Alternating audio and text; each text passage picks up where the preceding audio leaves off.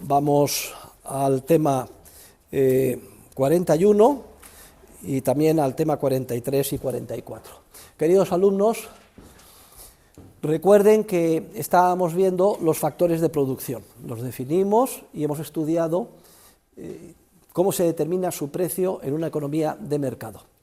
Y la conclusión era maravillosa, y es que a cada factor de producción tiende a pagársele por sus servicios el valor de lo que aporta al proceso productivo. Esto es muy importante. Uno de los factores de producción son los servicios laborales que los seres humanos prestamos en el proceso productivo.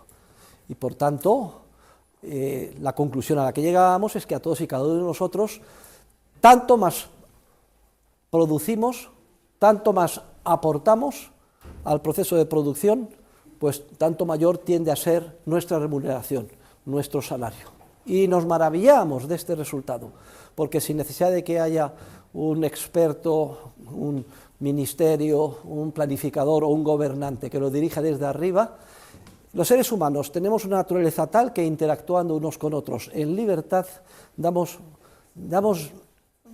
lugar a ese resultado tan maravilloso. De ahí venía el teatro de ventas que dijimos de cómo hay que cerrar una petición de trabajo, una entrevista de trabajo. Nunca preguntando de entrada, ¿aquí cuánto se gana? Recuerden, patada en el culo, sino yo vengo aquí a aprender y a solucionarles papeletas. Ese contratado, esa contratado. Acuérdense de este mensaje, no lo olviden jamás. Bien. Y lo mismo sucede con cualquier otro factor de producción, es interesante, los factores de producción no humanos también contribuyen, aportan, como bienes complementarios de orden superior, en ese proceso por etapas que constituye toda acción humana o todo proceso de producción dirigido, orientado a alcanzar el tan ansiado fin o bien final de consumo. Estudiamos el factor trabajo con detalle y hicimos una digresión sobre la historia de la revolución industrial y explicamos el porqué todo el movimiento estatista moderno, socialista moderno, sindical, etcétera, se basa en un relato erróneo, sesgado. Debemos de dar siempre el beneficio de la duda a aquellos que están en el error y como máximo achacarles la ignorancia, pero entre nosotros, y que sin que quede recogido en el programa, no me importa que quede recogido, manipulado en muchas ocasiones, de manera malévola, ese relato según el cual la revolución industrial y el capitalismo empobreció a las masas y por eso hace falta que papá Estado intervenga y que el movimiento sindical proteja a los trabajadores. Justo lo contrario es lo que sucedió en la realidad, lo han visto en las lecturas, lo hemos explicado en clase y también hicimos una explicación desde el punto de vista sociológico de qué es lo que puede explicar que la ciudadanía haya caído en esta manipulación y el porqué de los manipuladores y de los intelectuales.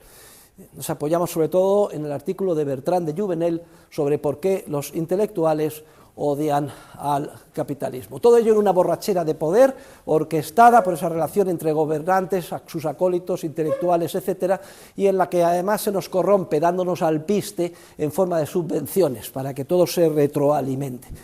De manera, lo hemos visto en muchas ocasiones, en diferentes instancias a lo largo del curso y lo continuaremos viendo hasta que finalicemos.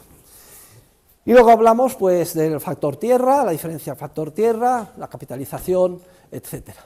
Ahora vamos a dar un paso más, porque esta parte final del programa, antes del socialismo, se centra en los aspectos periféricos de tipo institucional relacionados con el proceso de mercado.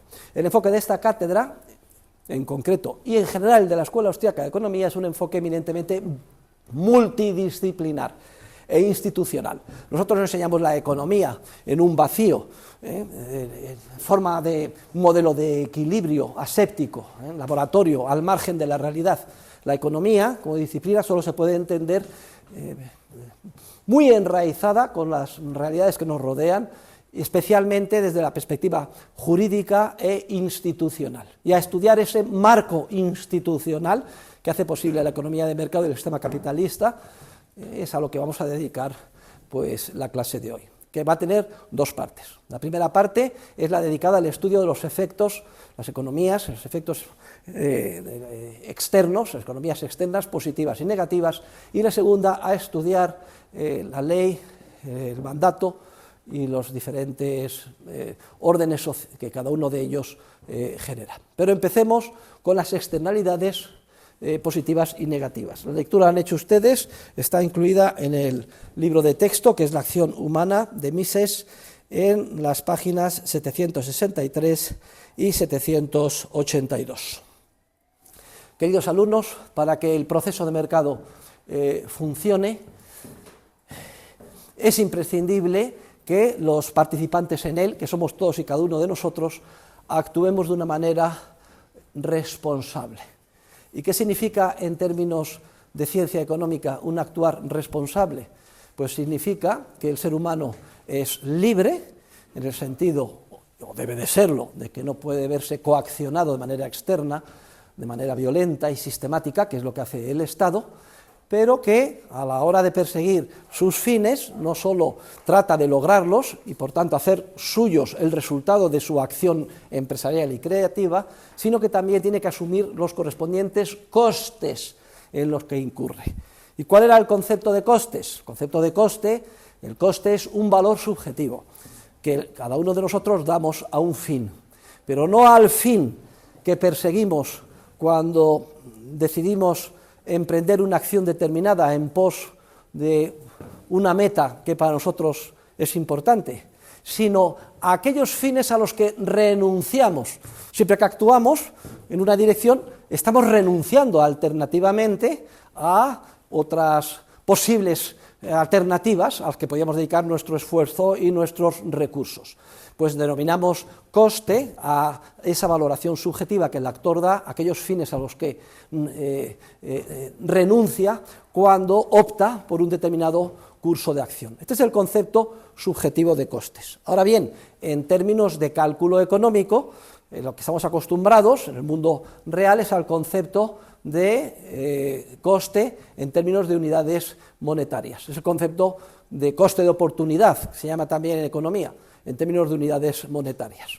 Porque los seres humanos, cuando actuamos, ya lo expliqué el otro día con todo detalle en clase, quizá una también de las más importantes que hemos impartido aquí, lo que hacemos siempre es visualizar un fin que nos merece la pena y las etapas por las que tenemos que pasar y luego imaginar qué elementos necesitamos para ir culminando esas etapas, que es qué bienes complementarios y qué recursos en forma de prestación de servicios laborales, etcétera, necesitamos para alcanzar aquello que para nosotros merece la pena y que tiene para nosotros valor.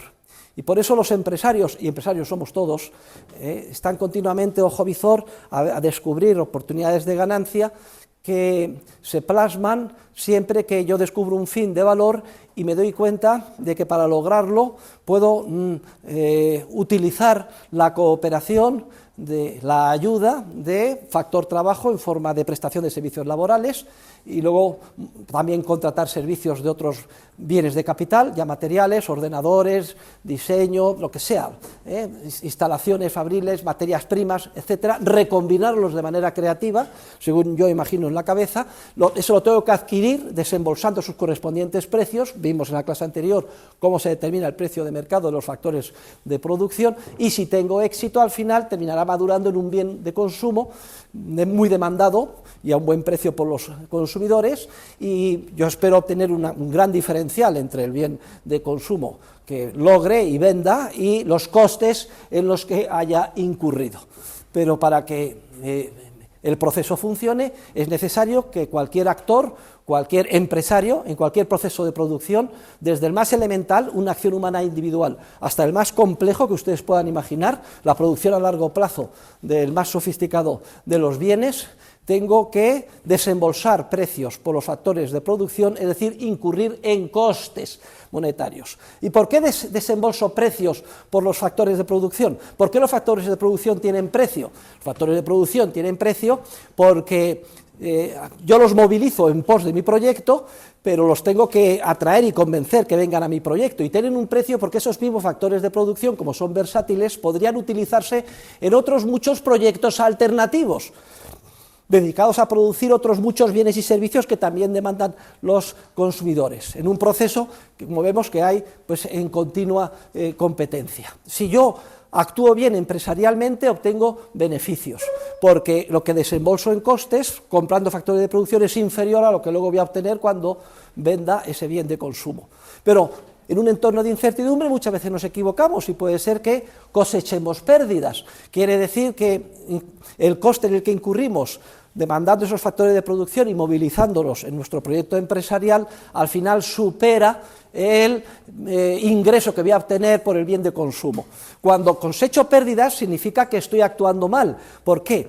La idea es esencial, la entendemos clarísimamente, porque hemos movilizado hacia nuestro proyecto empresarial escasos y muy valorados factores de producción en forma de mano de obra, equipo capital, etcétera, que son más altamente valorados en otras líneas alternativas de producción.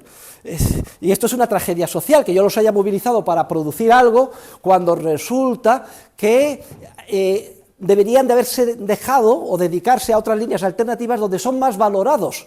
Pero desde el punto de vista ¿de quién? ¿Mío? No, de los empresarios tampoco, de todos los seres humanos, es decir, de todos los ciudadanos, de los 8.000 millones de seres humanos que constituyen la humanidad y que comprando y dejando de comprar deciden qué se va a producir, de qué manera, a qué precio y con qué calidad cada día. Esta es la gran maravilla del mercado. Y solo funciona si cada uno de nosotros asume los correspondientes costes, es decir, si paga los correspondientes precios por esos factores de producción. Y perseguimos el beneficio a cualquier nivel los seres humanos, no por avaricia, sino porque obtener beneficio es un indicador de que estamos actuando bien, de que somos unos filántropos, de que estamos haciendo una ayuda, de que estamos volcando el cuerno de la abundancia sobre nuestros congéneres o nuestros conciudadanos.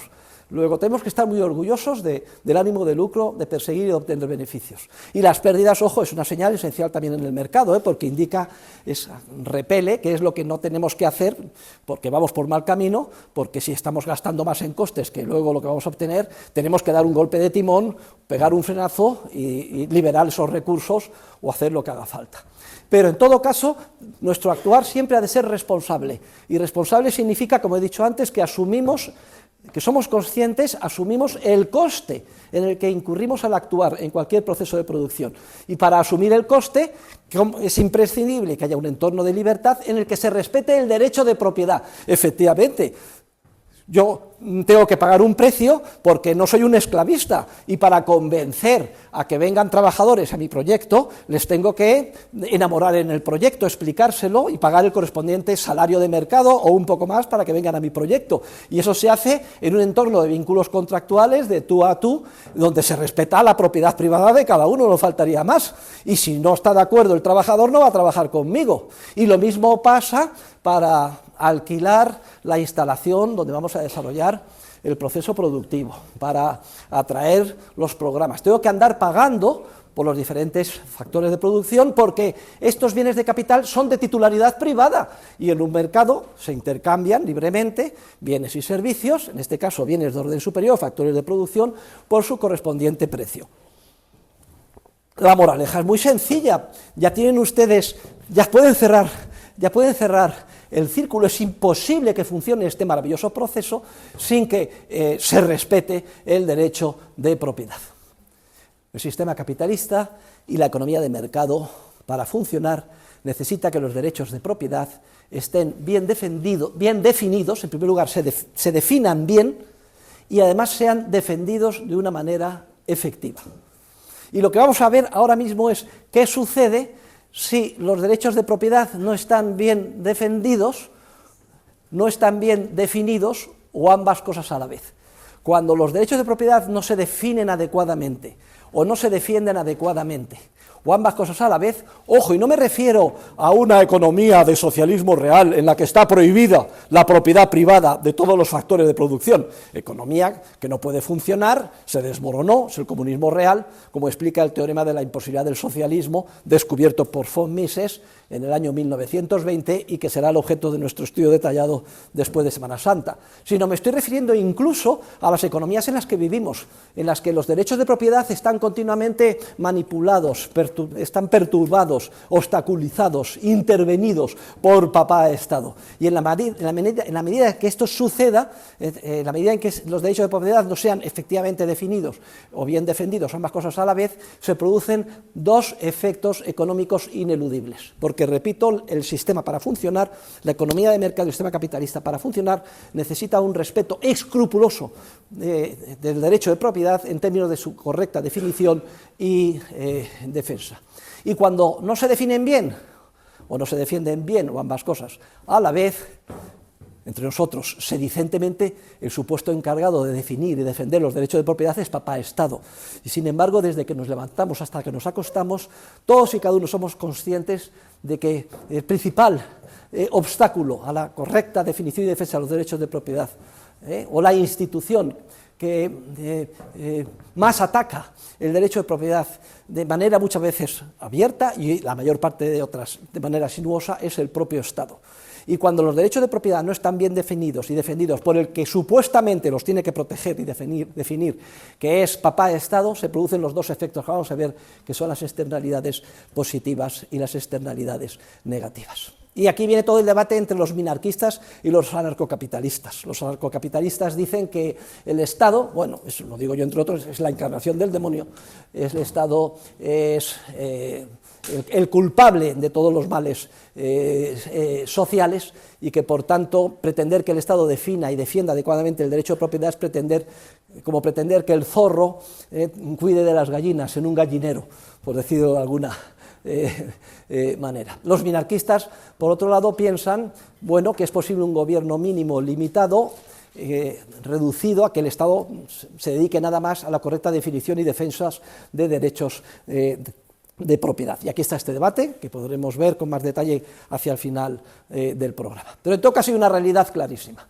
que en múltiples momentos históricos, circunstancias, partes del mercado y en relación con múltiples factores de producción, los derechos de propiedad ni se definen ni se defienden bien. Y cuando esto sucede, se producen los dos efectos, que es curioso porque son unos efectos negativos, resultado de la intervención del Estado en el proceso de espontáneo social, manipulando, interviniendo, dificultando la correcta definición y defensa de derechos de propiedad. Y estos efectos, que son muy perjudiciales para el proceso social, se utilizan por los gobernantes, líderes sociales, sus acólitos, etcétera, para decir a la ciudadanía: ¿veis cómo no funciona bien el mercado? Esto es una prueba clarísima de que nosotros tenemos que intervenir todavía más en los derechos de propiedad, redefiniéndolos, etcétera. ¿Se dan cuenta de la manipulación que llevan a cabo? ¿Y cuáles son estos efectos? Bueno, pues lo vamos a clasificar en dos efectos. Por un lado están lo que se llaman externalidades negativas, o los efectos negativos. Entonces, esto se dice que sucede cuando los correspondientes actores implicados en cualquier proceso no tienen en cuenta, ni asumen, ni sienten los costes que generan en su proceso de producción o en su acción concreta, etcétera. Las externalidades negativas surgen desde el punto de vista de la teoría económica siempre que por determinadas razones, que ya veremos, los actores implicados no asumen el coste íntegro que ellos generan en su proceso de acción o de producción, sino que ese coste queda, digamos, queda sobre las espaldas y diluido en otros actores que no tienen nada que ver en el proceso de producción. Y entonces los enemigos del mercado dicen: esto está clarísimo. Aquí vemos que hay unos casos en los que hay unos desalmados empresarios que están polucionando el aire con sus fábricas y entonces no están asumiendo todo el coste de su proceso de producción, porque esa polución del aire está generando enfermedades, silicosis, etcétera, en otros muchos seres humanos que no participan en ese proceso de producción. Y entonces resulta que el capitalismo no funciona y tenemos que llegar nosotros para redefinir, intervenir, etcétera. Y se pone el ejemplo, por ejemplo, de la polución del aire, la polución de los ríos, la polución de los mares, etcétera. En los casos de las externalidades negativas también se dice que el mercado produce en exceso, porque como los actores no tienen en cuenta todo el coste en el que incurren, están produciendo más de lo que deberían, dado que si tuvieran en cuenta esos costes, pues a la hora de incorporarlos en su proceso de producción pararían a tiempo. Es decir, que se detecta un supuesto fallo del mercado consistente en que se producen efectos negativos externos o externalidades negativas porque los actores en el mismo no asumen todos los costes en los que incurren en su proceso de producción, sino que los lanzan, como si dijéramos, sobre la espalda de otros muchos seres humanos que nada tienen que ver con ese proceso de producción de una manera diluida. Esa es brevemente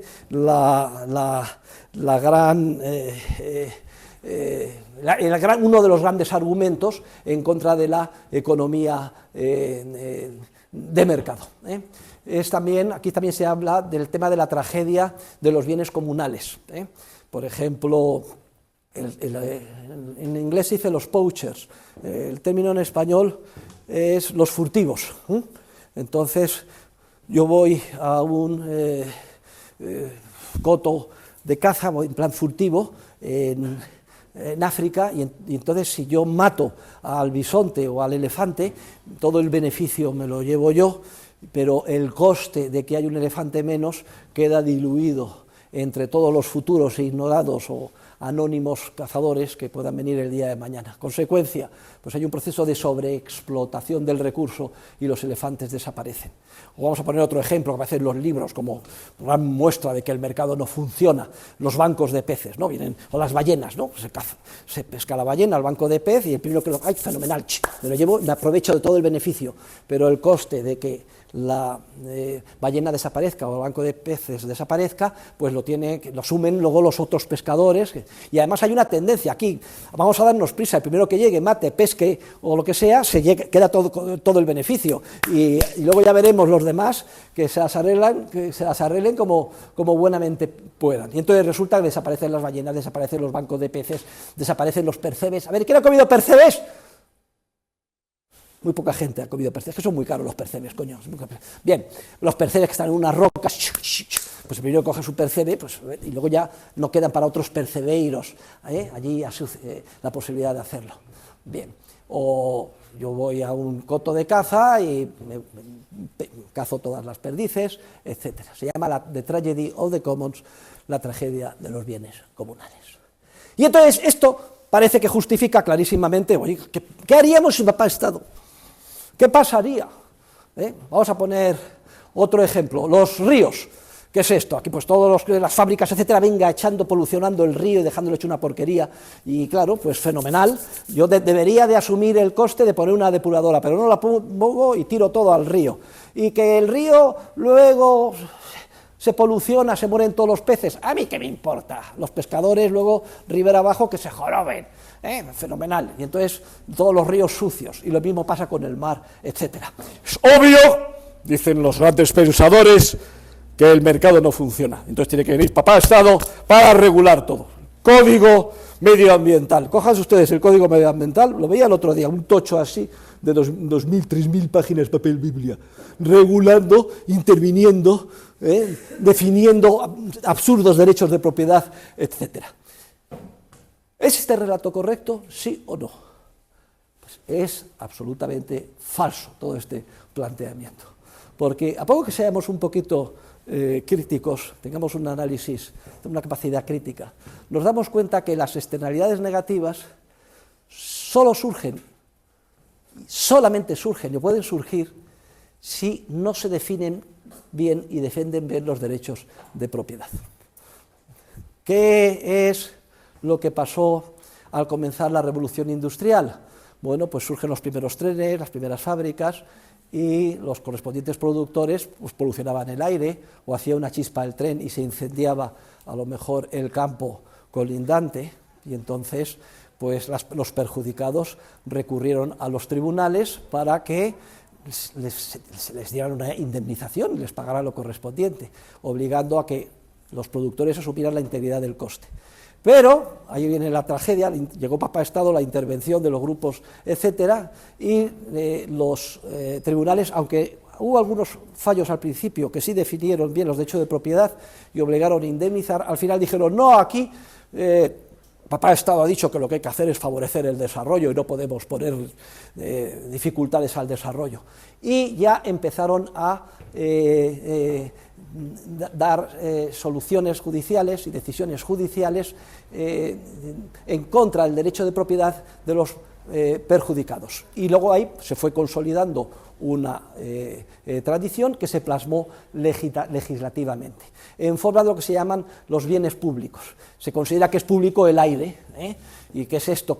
¿Qué es esto? Que el aire, si es público, pues cada uno puede hacer lo que quiera en el aire, en las playas, en el mar, en los ríos, etcétera. Pero hay un viejo dicho castellano que dice que lo que es del común es del ningún. Entonces, si hubieran sido más inteligentes, se habrían dado cuenta de, bueno, vamos a ver, la única manera de evitar externalidades negativas es que se definan bien el derecho de propiedad. Es cierto que hay nuevas realidades, pero tenemos tecnologías para hacerlo.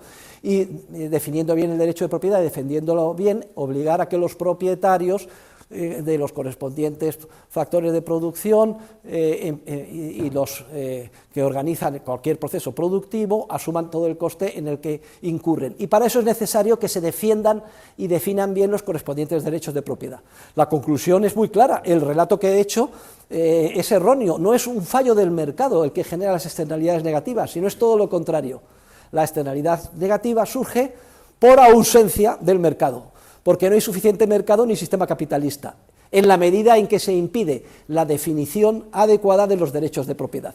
Porque la única manera de evitar las externalidades negativas es extender el derecho de propiedad a todos los ámbitos en los que hasta ahora no existía derecho de propiedad.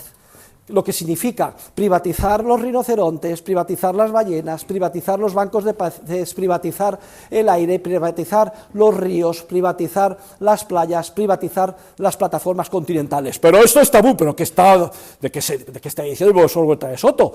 Privatizar las calles, privatizar las playas, privatizar los ríos. Pues sí, señor, es la única manera de acabar con los efectos negativos externos. No hace falta un código medioambiental de miles y miles de páginas, solo hace falta privatizar los recursos, es decir, definir adecuadamente el derecho de propiedad, de manera que todos ellos jueguen a las mismas reglas y yo tenga que pagar por el recurso correspondiente y no pueda de manera impune llevar a cabo mi proceso de producción sin asumir costes en los que yo incurro y que estoy poniendo en las espaldas de otros. Bueno, pues lo que hay que hacer es lo contrario. Más capitalismo, más economía de mercado, más derecho de propiedad. Y alguien dirá, pero qué barbaridad, dice, pero ¿cómo se van a privatizar? Eso es imposible. De ninguna manera. El propio mercado, en un entorno de libertad, y si no existiera Estado, se desarrollan los incentivos para permitir el desarrollo de los derechos de propiedad allí donde ellos ahora están bloqueados. Pero sobre todo están bloqueados institucionalmente, porque por ley se prohíbe que un abanico muy amplio de recursos sean privados y se les declara públicos, acotando un área donde no se permite el acceso, el libre ejercicio de la empresarialidad y la definición adecuada de los correspondientes derechos de propiedad.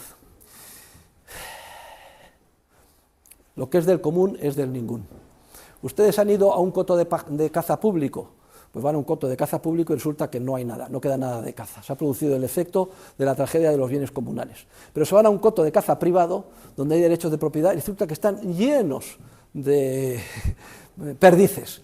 ¿Por qué? Porque ellos saben que su principal negocio es atraer a cazadores de toda Europa, tienen incluso hasta a lo mejor un pequeño aeropuerto donde llegan los cazadores, pagan una fortuna y vengan miles y miles de perdices. Sí, pero el propio coto está todo el día, tiene hasta un criadero de perdices y sabe que, bueno, pues aquí están las madres, aquí están las perdices pequeñas, bueno, vamos a sacar las perdices mayores para no matar a la gallina de los huevos de oro, y siempre hay caza donde se pueden definir los derechos de propiedad. El problema de los colmillos de elefante. se ponen de moda, pues hacer de marfil múltiples instrumentos, etcétera, y obras de arte y tal, y venga, se cazan muchísimos elefantes, y ya hemos visto muchísimas fotografías, ¿no? El cadáver descompuesto lleno de moscas, y le han cortado los colmillos al elefante de turno. Los elefantes desaparecen de las reservas africanas. Pero alguien sensato, que ha leído el mínimo imprescindible, dice, no, es que no importa la regulación que se hagan, los policías que se pongan, etcétera, los furtivos arrasan con los elefantes. Por cierto, ¿saben ustedes quiénes eran los furtivos? Eran los propios más listos de las tribus colindantes, que para ellos era, ir por la noche, cazar al elefante, cortarle los colmillos y venderlo en el mercado negro, se hacían de oro. Llega alguien sensato y dice, no, aquí el enfoque es erróneo, lo que tenemos que hacer es privatizar los elefantes, es decir, vamos a declarar esta reserva privada y los elefantes propiedad del dueño de la reserva. Los dueños de la reserva, generalmente, en los casos en los que se ha hecho esta privatización, han sido las tribus que estaban por allí colindantes, y bien, los mismos que por la noche iban de furtivos, ¿eh? Y resulta que en cuanto se privatizan las reservas y los elefantes, resulta que se produce un milagro. ¡Milagro, milagro! ¿Qué no está milagro? Solo hay que tener un poco de cabeza, ¿eh? Resulta que empiezan a llenarse de elefantes otra vez las reservas. ¿Por qué? Porque los propios propietarios son los primeros interesados en que no haya una sobreexplotación del elefante. Y entonces ellos organizan las cacerías, vienen los millonarios americanos con una gran ilusión, ¡pah!, he matado un elefante, pero claro, ¿qué elefante le ponen? Ponen un elefante que está enfermo, muy mayor, cuidan a que la elefanta que está en época de parir, pues no la cacen, a los pequeños y entonces hay un proceso de, como son los propietarios, por su propio interés de mantenimiento del recurso y de evitar la sobreexplotación. Los percebes, cuando eran públicos, todas las rocas son públicas, todas las costas son públicas, aquí el que quiera que coja. Es decir, se impide por la fuerza el derecho de propiedad. ¿Qué es lo que pasaba? Pues todo el mundo corriendo a coger el percebe, al final todas las rocas vacías y desaparecen los percebes. Pero alguien, coño, no, hemos fracasado, no importa los recursos, la regulación, la policía que se ponga, está condenado al fracaso si no se defiende bien el derecho de propiedad. Pero al final se consigue una asignación, vayan ustedes, por ejemplo, en Galicia se asignan por familias las rocas, una especie de concesión, etcétera, esta la mía, esta la tuya, ya derecho de propiedad, yo solo puedo pescar aquí y tú allí. Y entonces resulta que lo que había desaparecido, que eran los percebes, empiezan a surgir otra vez los percebes, porque yo solo cojo los grandes, los pequeños lo digo, además vigilo, porque es mi propiedad, tú no puedes entrar. Y así sucesivamente. La única manera de acabar con los fenómenos de polución es definir derechos de propiedad. Los ríos, ¿pero cómo van a ser públicos los ríos? Pues sí, en el Reino Unido son privados los ríos. Y resulta que están limpísimos, porque como son privados, no dejan que lo polucionen. Y además llenos de pesca. Y hay ríos que son cotos de pesca muy caros, normales, baratos y para el público, pero privados. Lo que es del común es del ninguno. Ustedes han visto que en su casa llamen al timbre, ¡ding dong! Abra usted la puerta y cojan un cubo de basura y se lo tiran a la cara. No, hombre, no, esto va contra el derecho de propiedad. Y dentro de la casa, de puertas adentro, está todo muy limpio y ordenado. Pero sale uno a la zona común y resulta que está todo estropeado, etcétera. ¿Por qué se tira la basura en las calles? Porque como son públicas, yo el beneficio de tirar la basura y no agacharme ni tal, me lo quedo yo todo. Y luego el daño que hago, pues es a los que vean, que vengan después esa suciedad. Pero si las calles fueran privadas, nadie en una calle privada llega y tira basura. Luego el tan cacareado defecto del mercado de externalidades negativas no es defecto del mercado, es defecto de la no existencia del mercado. Y de que papá Estado no permite la definición y defensa adecuada de los derechos de propiedad en esos ámbitos. En la medida en que no los permite, inmediatamente se producen externalidades negativas. Es justo lo contrario de lo que parecía a primera vista.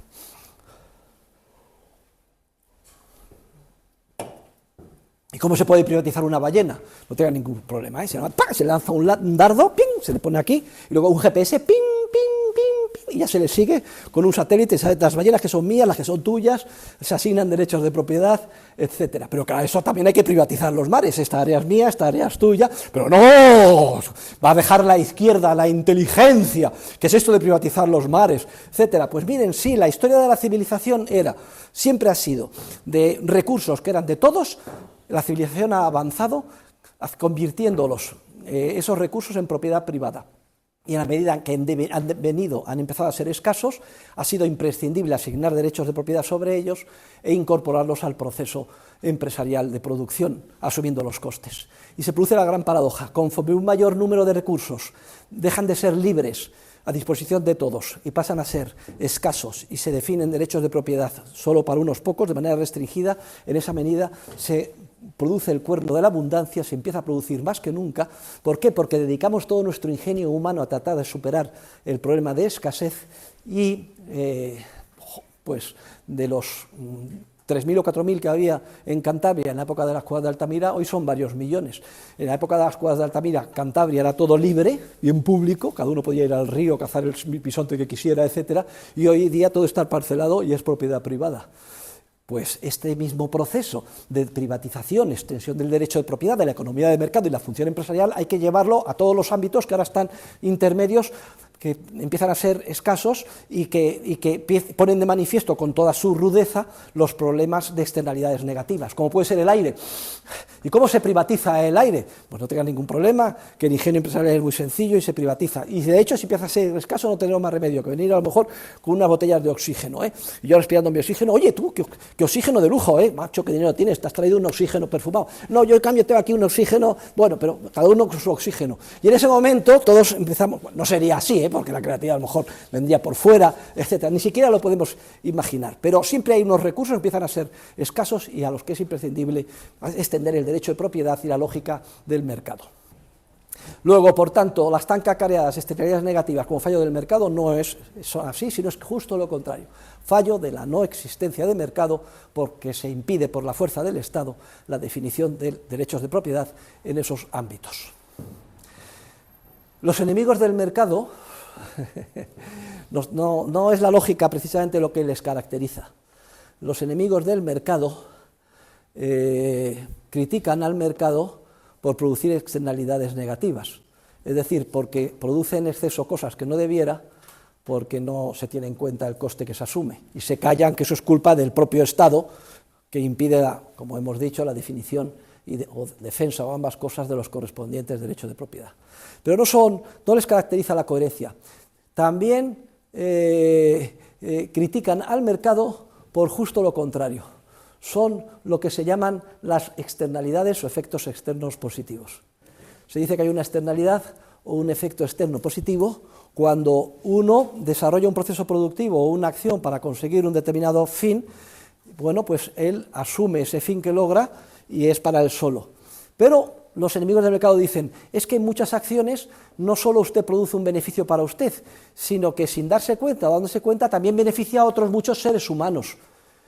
Y usted entonces, a la hora de actuar, como solo tiene en cuenta el beneficio propio, no tiene en cuenta el beneficio ajeno que también genera, lo cual es entre nosotros una bendición de Dios, está usted al revés de lo que sucedía antes con los efectos negativos, que se producía en exceso, porque no se tenían en cuenta los costes. Ahora, como no tiene en cuenta la totalidad de los beneficios, no propios, sino también ajenos, que genera su propia acción, está usted produciendo de menos.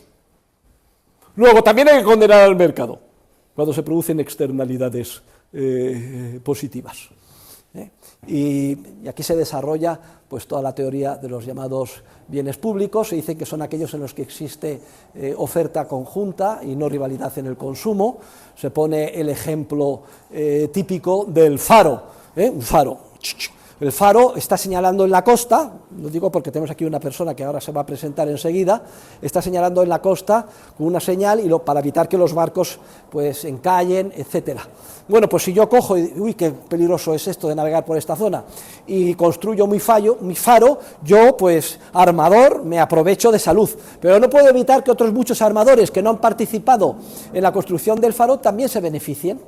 O por otro ejemplo, la defensa, pues yo hago pues un paraguas de defensa contra el ataque nuclear y lo financio yo porque tengo mucho miedo, pero resulta que cuando lo financio hay otros muchos anónimos que también se benefician y no tienen en cuenta y no han participado ni tienen ningún interés en esto. Entonces se dice, está el mercado produciendo de menos. La educación es otro ejemplo típico que pone.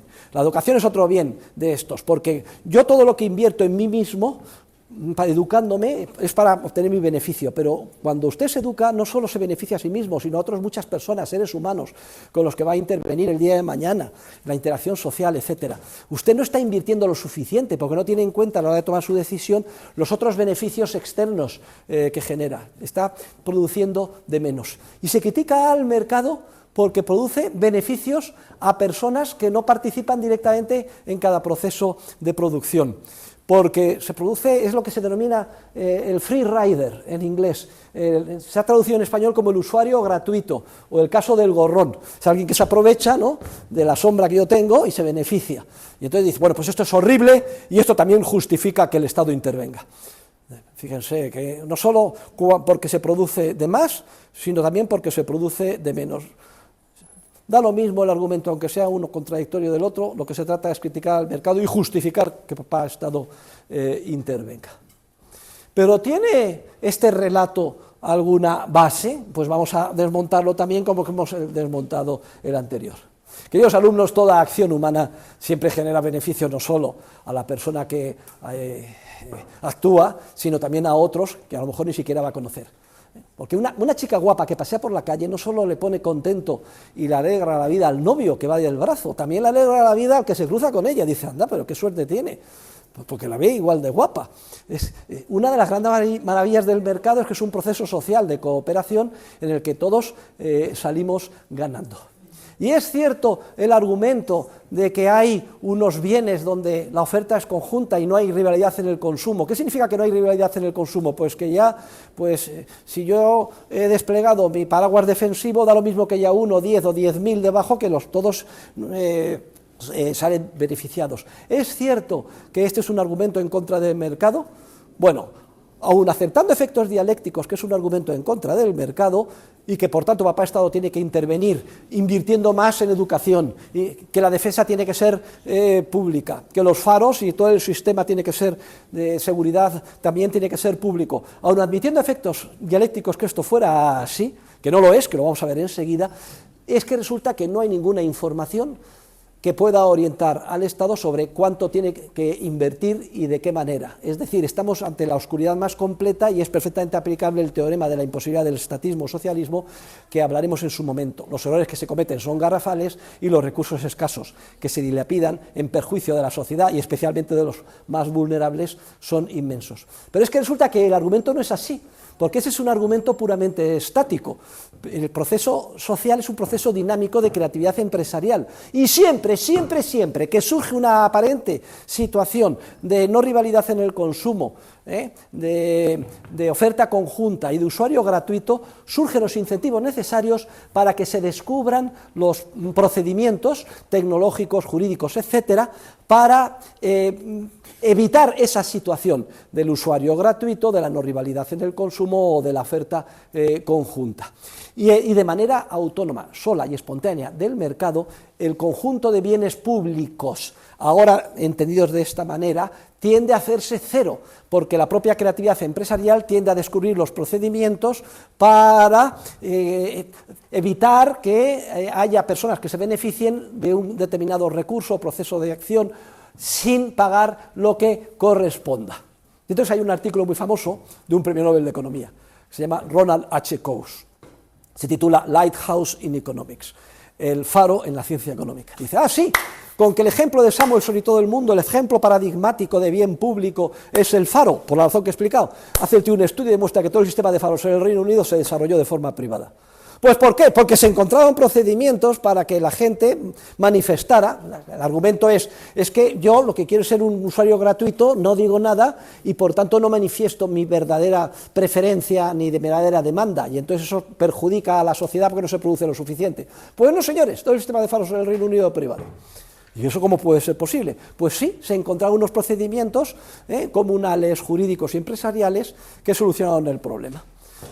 Asociaciones de armadores y de pescadores decidían hacer el faro y obligaban a todo el mundo a pagar, aunque solo fuera por el vacío social. Miren, Inglaterra es un país aburridísimo, todo el día lloviendo, oscuro. Al final, ¿qué es lo que hacen? Se van a un pub, y en el pub, ¿qué es lo que sucede? Bueno, pues una garrafa así de cerveza caliente, es lo único que se les ocurre, pobrecillos ingleses, ¿no? Bueno, pues desde hacer el vacío hasta no dirigirles la palabra, que es muy efectivo también, hasta sistemas de control, la entrada de los puertos, etcétera, se financiaban perfectamente y se financió perfectamente de manera privada todo el sistema de faros en el Reino Unido. ¿Por qué? Porque también se descubren la manera de definir y defender adecuadamente los derechos de propiedad en estas circunstancias. Otro ejemplo que tenemos es el alambre de espino, lejano oeste americano. Parece que no es posible definir adecuadamente los derechos de propiedad. Y ya hemos visto en las películas del oeste, que nos ha regocijado nuestra vida de niños durante muchísimas películas, de John Ford, etcétera, la lucha que había entre los ganaderos, entre los ranchos, entre los agricultores, entre los ovejeros. ¿Por qué extensiones de tierra grandísimas no se puede definir el derecho de propiedad? Bueno, pues entonces, ¿cómo podemos solucionar esto? Bueno, pues se produce la creatividad del ingenio humano para definir el derecho de propiedad, y hay una serie de avances que se van haciendo. Y a alguien se le ocurre, bueno, pues yo cómo sé si esta vaca es mía o esta vaca es tuya. Una creatividad empresarial, marcaje de reses. Entonces que le ponían la marca de un rancho y la otra, y entonces si se cruzaban, no, esta es la mía, esta es la tuya. Y si alguien quiere estafar y poner una sobremarca, enseguida se ve. Pero hace falta, luego hay otro avance de la creatividad empresarial y de la tecnología. El cowboy. ¿Qué es el cowboy? Pues un chico más o menos guapo, a caballo, con pistola, y que está vigilando pues mi rebaño, es decir, derechos de propiedad. Y esto paulatinamente empieza a solucionarse. Pero la solución definitiva viene con otro acto de creatividad empresarial. Se descubre una forma de dividir de manera muy barata extensísimas extensiones de tierra, y se introduce el alambre de espino. Y allá quedan todos los problemas solucionados. Ya hay el problema de que uno se meta en la propiedad del otro, etcétera. Si todo esto hubiera sido bloqueado y se hubiera decidido desde Washington, declarando bienes públicos y que todo tiene que ser regulado por papá Estado, el proceso de creatividad se habría bloqueado. Y hoy en día la navegación marítima también es muy sencilla, se puede hacer por GPS, poner un disk-scrambler, cobrar un precio, no existe, pero y asignar perfectamente los derechos de propiedad. Luego, el argumento es un argumento tan aparentemente potente que al final no es argumento de nada y no explica nada. Es un argumento estático en el que supone que el mundo no cambia, y desde la perspectiva del proceso de mercado dinámico que impulsa la creatividad empresarial en el orden espontáneo del mercado, siempre que se da una situación aparente de free rider, oferta conjunta, no rivalidad en el consumo, se desencadena el ingenio empresarial para asignar adecuadamente, definir adecuadamente los derechos de propiedad, obligar a que la gente que se favorece sin pagar, que son los usuarios, manifieste sus preferencias y terminen pagando, mediante, repito, innovaciones tecnológicas, institucionales, jurídicas, empresariales o un conjunto de todas ellas. Luego, el tan manido argumento en favor del Estado, que supone la existencia de bienes públicos donde se da la no rivalidad en el consumo y la oferta conjunta, es un argumento falso, porque el conjunto de bienes públicos tiende a hacerse cero o vacío como resultado de la propia creatividad empresarial, condicionado eso sí, a que papá Estado no intervenga y no bloquee el proceso de creación empresarial. ¿Y qué me dicen la defensa? Oiga, hay una cosa clarísima, pero ¿cómo va a privatizar usted el ejército? Pues miren, hay una tesis doctoral de un teniente coronel, Hernández Cabrera, de la Legión Española, mando en Bosnia y Herzegovina, hizo el máster y la tesis doctoral conmigo, y se la he publicado, y se titula La privatización del ejército. Sabe muy bien de lo que está hablando. Y todos los defectos que vamos a ver del sistema intervencionista y del estatismo, vamos, literalmente, en esta organización jerárquica, que es la de un cuartel y la de un ejército, con todos los fallos que ello tienen. Y frente al ejército tenemos el ejército privado, la guerra de guerrillas, inventada precisamente aquí, en España. Ahí tienen al señor Viriato, tuvo en jaque durante décadas a todas las legiones romanas, que nunca fueron capaces de vencerle, salvo pagando unos traidores que le asesinaron por la espalda. O tienen las guerrillas, ejército privado en el Vietnam, que tuvieron en jaque y además vencieron al ejército más poderoso del mundo, el de Estados Unidos. ¡Hala, una máquina! Estados Unidos es una máquina especializada en arrasar tierra quemada ya desde Lincoln, ya, una máquina de guerra destructiva total. Frente a eso tenemos los ejércitos privados, o la contraofensiva de Ucrania, que es la filosofía de dar autonomía a los mandos más próximos al campo de batalla, y cómo salieron despavoridos los rusos. Ahora están en un impasse porque en el tiempo lo que han hecho los rusos ponerse en la defensiva, llenarlo de minas, etcétera. Y como tienen además un volumen ilimitado de esclavos que mandar a la muerte, pobres rusos, la verdad es que es tremendo. No son argumentos, La realidad está mal interpretada por aquellos que odian al mercado y quieren buscar cualquier pretexto para justificar la intervención del Estado. Este es un resumen muy sintético de todo lo que dice el libro de texto. Ahí lo tienen, lo pueden ustedes ampliar, y cualquier otra duda que tengan, etcétera, pues me consultan. Y ahora vamos a terminar esta parte del programa. Dentro de la parte institucional, fíjense qué importante es definir y defender adecuadamente el derecho de propiedad, y qué implicaciones tiene desde el punto de vista económico. Y vamos a ver que hay dos conceptos distintos de derecho, o si quieren ustedes, dos conceptos distintos de ley. Vamos a seguir el cuadro, vamos a explicarlo en 5 minutos y con esto terminamos la clase de hoy.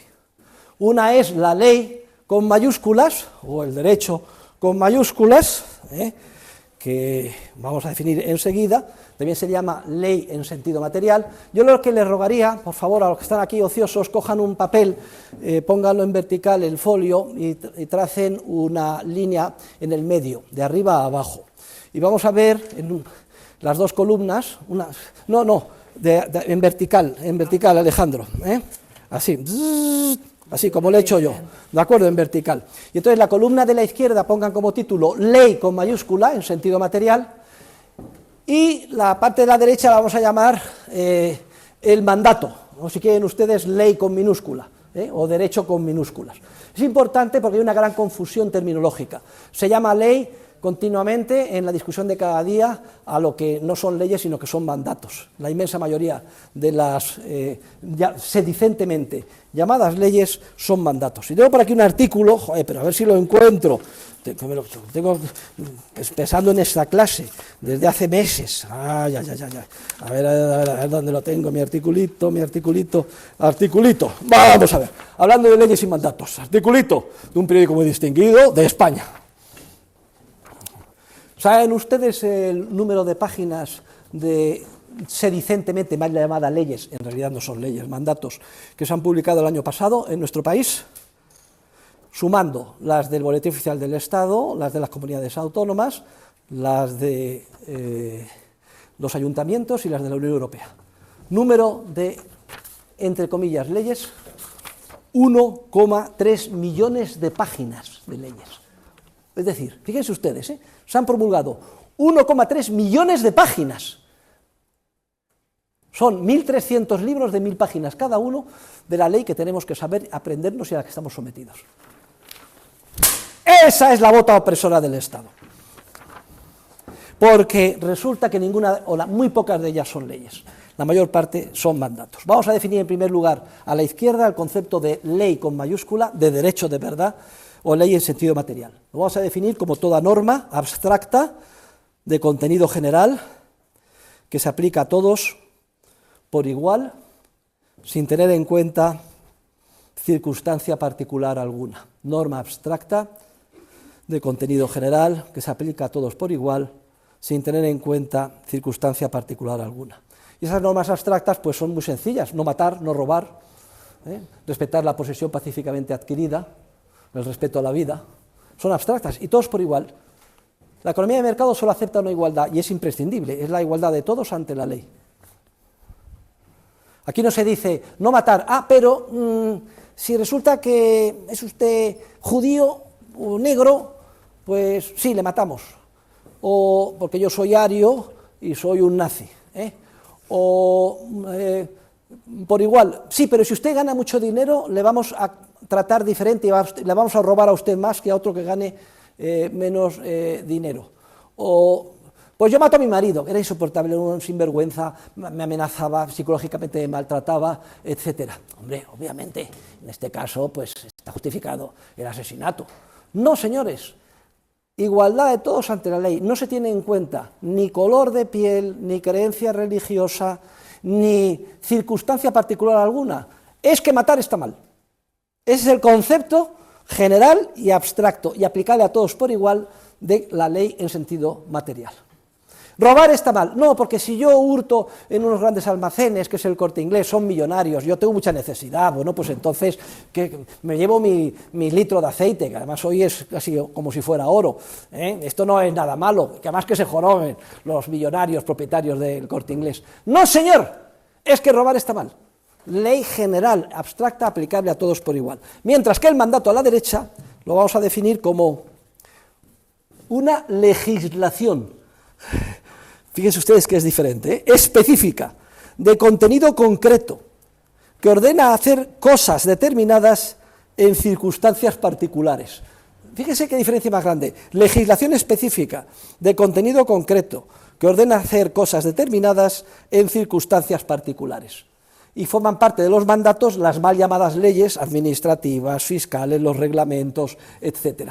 Es decir, 1.300.000 páginas de legislación son mandatos, prácticamente ninguna de ellas leyes.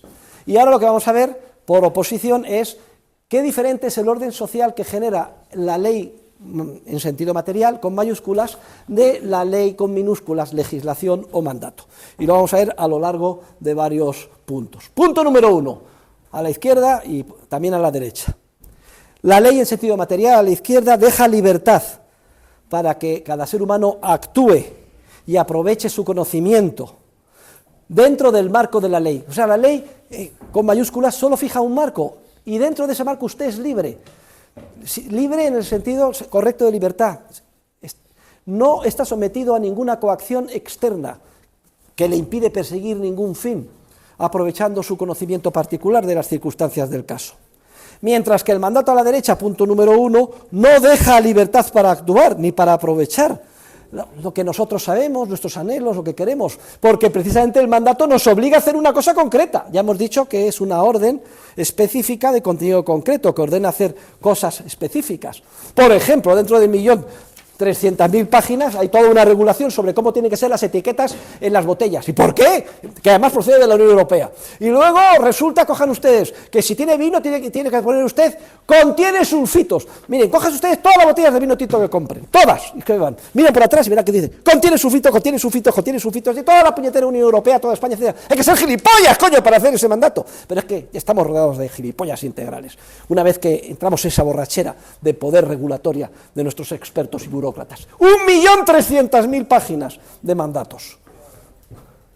Parece mentira y no sé cómo lo aguantamos. Esto tendría que dar lugar a una revolución. Punto número 2. La ley, a la izquierda en sentido material, permite que cada ser humano persiga sus fines, siempre y cuando cumpla la ley. Nadie se mete a ver qué fin tú persigues. Cada uno puede perseguir la felicidad como estime conveniente y como valore, siempre y cuando cumpla la ley, no matar, no robar, respeto a la propiedad, etc. Mientras que, punto número 2, los mandatos a la derecha, los fines que se persiguen con los mandatos no son los de cada uno, sino los del jefe o del gobierno o del burócrata o funcionario de turno, que nos obliga a hacer la etiqueta, y como lo de la etiqueta todo, que está todo regulado. No importa el sector que ustedes conozcan, restauración, seguros, financiero, construcción, etc. Códigos, códigos, códigos, reglamentos, reglamentos, reglamentos. Como decía mi gran amigo Alberto Recarte, media España se dedica a regular, inspeccionar y sancionar a la otra media España. No es un mal solo de España, es también de Francia, Alemania, etc. Es el mal social de nuestro tiempo, la crisis social de nuestro tiempo. Punto número 3. Ley en sentido material. Las leyes en sentido material tienen un origen consuetudinario, no han sido creadas deliberadamente por nadie. Surgen de la naturaleza ontológica del ser humano que se plasma de forma evolutiva y se descubre así. Y así es como surge, luego lo descubren los juristas romanos, el derecho romano, etc. Mientras que los mandatos no son consuetudinarios, sino que son creaciones deliberadas del jefe de gobierno. Aquí está íntimamente relacionado con lo que se llama el positivismo jurídico de Hans Kelsen, que dice, es ley solo lo que emana, y está legitimado ipso facto del poder. Bueno, pues de ahí a las cámaras de gas de los nazis solo hay un paso. Y la diferencia entre eso y lo que sufrimos ahora es muy grande, pero solo de grado, no de clase, en lo que se refiere a la bota opresora del Estado legislador. Punto número 4, las leyes en sentido material crean un orden espontáneo, que es la esencia del mercado y de la sociedad, del que venimos hablando desde el comienzo del curso y también hemos mencionado hoy. Mientras que 4 a la derecha, los mandatos crean un orden que se llama jerárquico. Jerárquico viene del griego, hieros significa sagrado y arkein, mandar.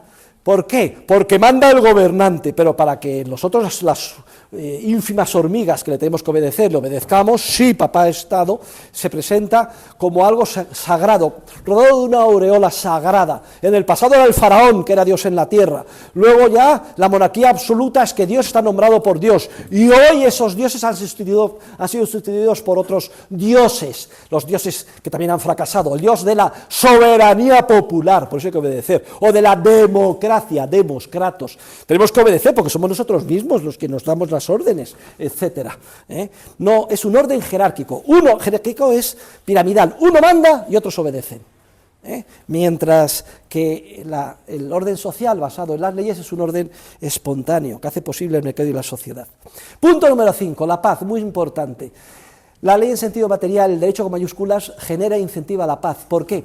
Porque no obliga a que nos pongamos de acuerdo los seres humanos en los fines, sino que cada uno puede perseguir el fin que quiera, si es que cumple el marco legal.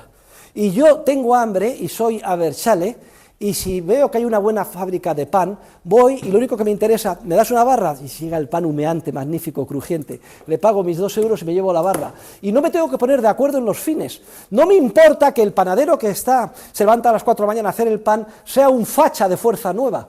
El caso es que al final el pan crujiente hay un intercambio pacífico, porque no tienen que ponerse de acuerdo. Uno quiere separar e independizar el País Vasco y el otro todo lo contrario, pero no tienen que ponerse de acuerdo en los fines.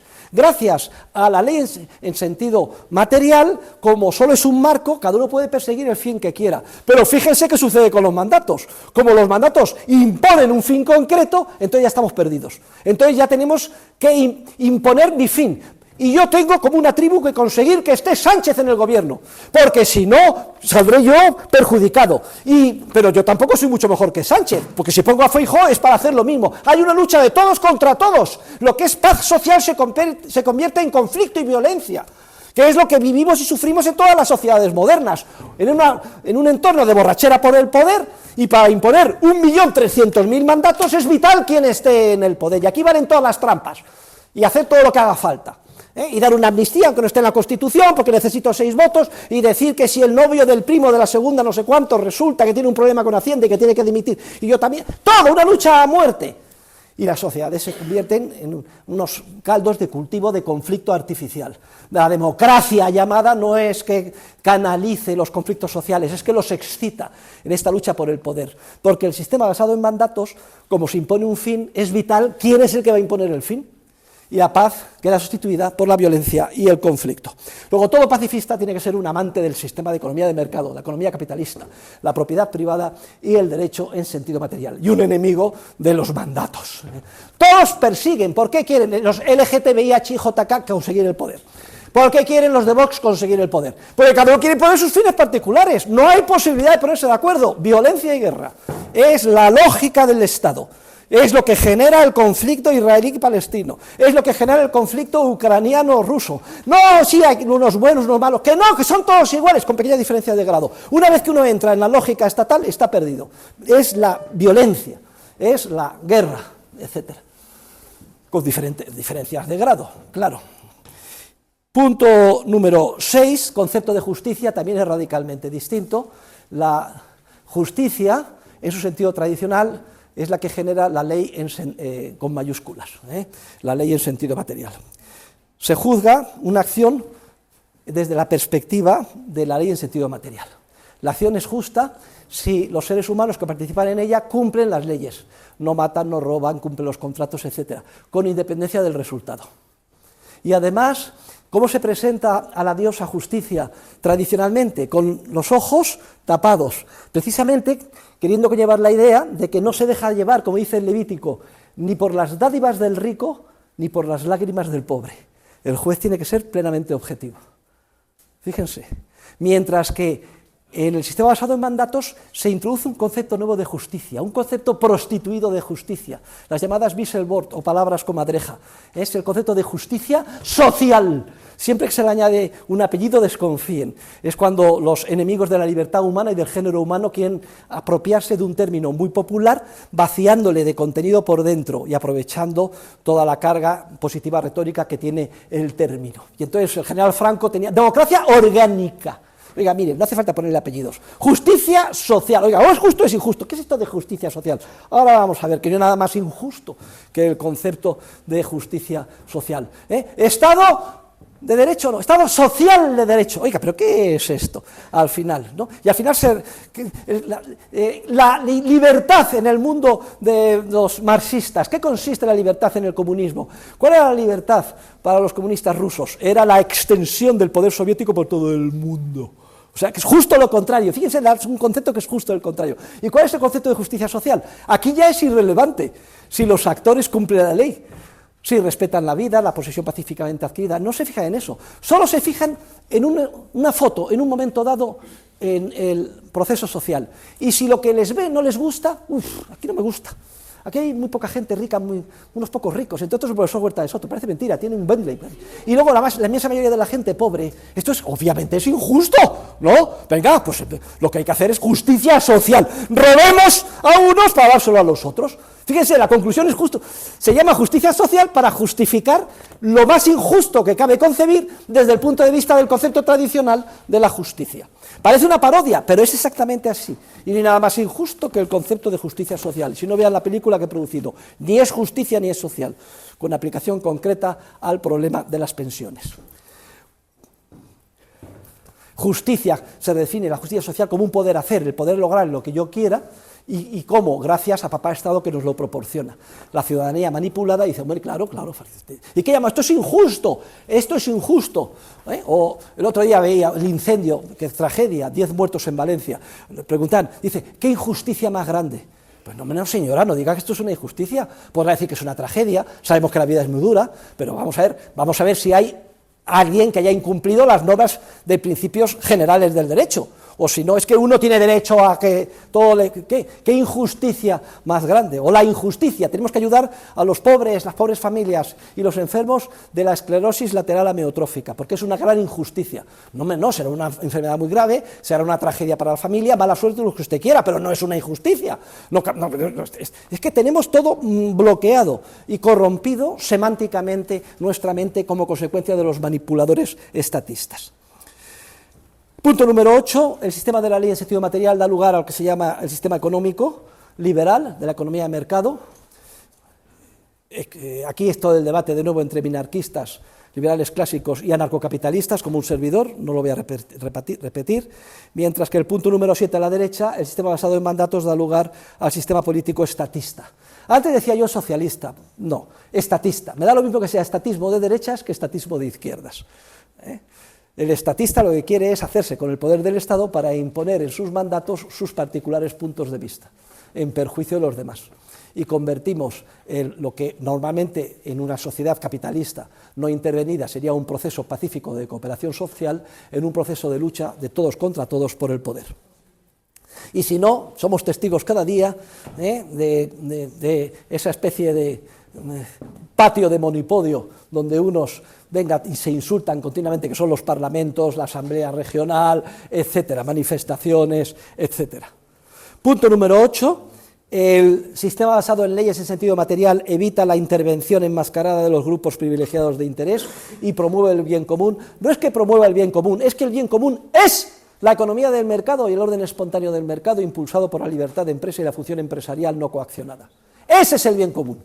Mientras que el sistema basado en mandatos prostituye el concepto de bien común, pasa a ser el bien de los grupos privilegiados de interés que preponderan en cada momento. Y la democracia se convierte en un gran engaño, un sistema de compra de votos con dinero robado vía impuestos para comprar el apoyo de grupos de interés, que al final sumen la mayoría para mantenerse en el poder.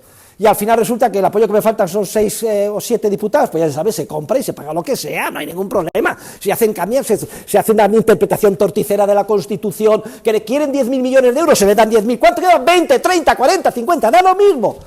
Es una corrupción absoluta del concepto del bien común. Y el punto número 9, el sistema basado a la izquierda en la ley en sentido material, da lugar a lo que se llama el orden espontáneo del mercado. Es un orden abstracto, hace posible el avance de la civilización, es un orden que solo requiere una igualdad, que como hemos dicho, la igualdad ante la ley, es un orden en el que de manera más efectiva se ayuda a toda la humanidad, y es lo que tiene más mérito, no solo a los prójimos, conocidos, próximos, que están cerca, sino a los lejanos, porque en este orden maravilloso, en esta cadena de solidaridad que nos une a todos con todos, que es el mercado, como decía San Juan Pablo II, pues estamos ayudando a gente que no conocemos en Singapur, a los que nos hacen las deportivas, en Vietnam, etc. Mientras que el sistema basado en mandatos lo que hace es imponer un orden social en el que predominan los impulsos emocionales de la sociedad tribal. La tribu en la que hemos vivido durante cientos de miles de años, había un jefe y los demás obedecíamos, y las otras tribus eran enemigos. Hay un orden jerárquico, ya lo hemos dicho, hiero sagrado y arquein mandar, el que manda, y la ayuda y la lealtad es solo al conocido, al prójimo que tienes cerca, los demás son enemigos. Y es cierto, dice Hayek y teoriza, que al ser humano prácticamente ha sido ayer cuando ha empezado a adoptar la disciplina que supone el orden espontáneo del mercado, y todavía nos produce una especie de vértigo existencial haber salido del entorno tribal, del jefe, de los miembros de la tribu, y que los demás son enemigos. Y estamos en esa fase, y todavía nos sigue de manera casi implícita influyendo mucho. Bien es cierto que hay ciertos desahogos, porque yo soy del Real Madrid y el otro es del Barça. Yo he ido al fútbol una vez en mi vida y quedé horrorizado. Una señora distinguidísima, con un amigo de visión a mi lado, otro con unos relojes, no sé cuántos, y de pronto allí se ponía enfermorizado, se le llenaba el cuello, la vena, rojos, ¡cabrón, hijo puta! ¿Pero qué es esto? Unos gritos, digo, son dementes, ¿pero qué es esto? Me fui del fútbol y prometí no volver más. La gente sale del fútbol después de haberse desgañitado, es una tribu, la tribu del Real Madrid contra la tribu del Barça. Y luego ya sale, ya desahogada, y al día siguiente, lunes por la mañana a las 8, a toda la disciplina del orden espontáneo del mercado. Quiere decir que todavía necesitamos una especie de válvula de escape para dar salida a nuestros más atávicos instintos, pero que la civilización siga avanzando depende de que seamos capaces de domeñar esos atávicos instintos y sobre todo de desmantelar el Estado, que es el que más los alimenta hoy en día. Una es la sociedad abierta, la que genera la terminología de Popper, y otra es la sociedad cerrada. Y con esto, queridos alumnos, hemos terminado la clase.